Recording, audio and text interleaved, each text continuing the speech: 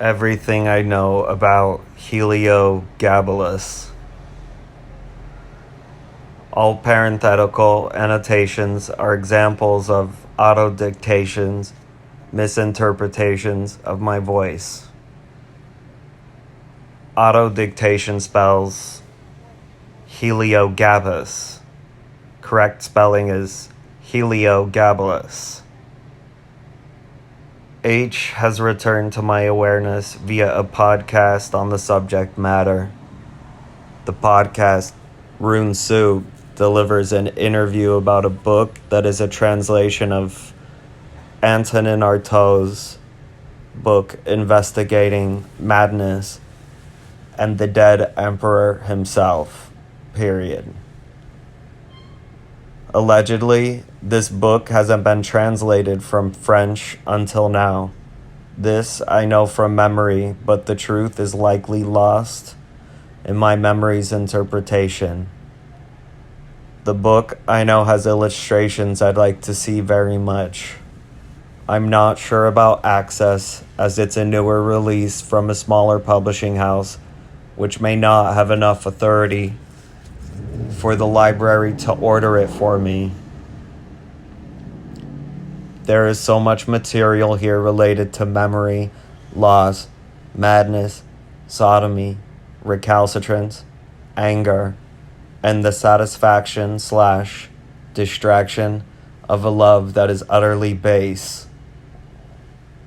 When I think about sodomy from a neurotic perspective, it doesn't reek of love but is gestural, and its unproductive outcome is a step going down a staircase mirroring the tree of life.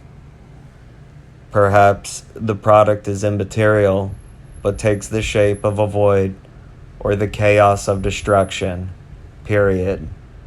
I can't help but think of industrial group Coil's song, The Anal Staircase. Helio, as we'll call the dead emperor, for the sake of autodictation, is solar in nature. Completely consumed with notions of self, it became the exact opposite, and it became everyone else, and then it became nothing at all, in the neurotic attempt of history to erase shitty bedsheets and the stain of madness. Perhaps therein lies the greatest point of intensity. In this way, the myth of the dead emperor is an event. I first heard of Helio living in a queer punk squat in Seattle. Really, it was more of a slum. The rent paid was a pittance worthy of its quality, but not a testament to the people that made home there.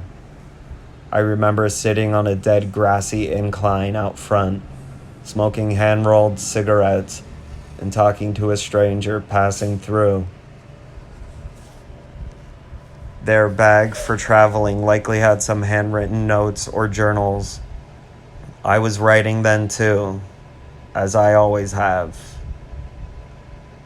My mind wants to map further memory of Helio as sculpture, exhibited as a scab of art history, but I'm not sure where and what those sculptures look like and when these were shown.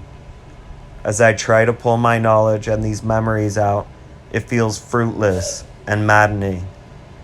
Yet the impetus to pull all of this out has the effect of self-awareness and excitement/fear of the future. What I know of the dead emperor's legacy. He was young, very young, and maybe not an emperor at all, but definitely in some position of authority. He was explicitly homosexual. I get the feeling he had a propensity towards sadism. And maybe that propensity was born out of hormonal frustration. The frustration as an energy source giving life to material and madness made manifest. I believe he was Roman. I'm just now remembering the book is called The Anarchist Crowned. I believe the exploits of the Mad King ended in destruction. especially since art history has attempted to wash its bed sheets clean of blood, shit, semen, and anal mucus. This is all the memory I can muster of the subject at hand in one sitting. September 2019, Queens, New York.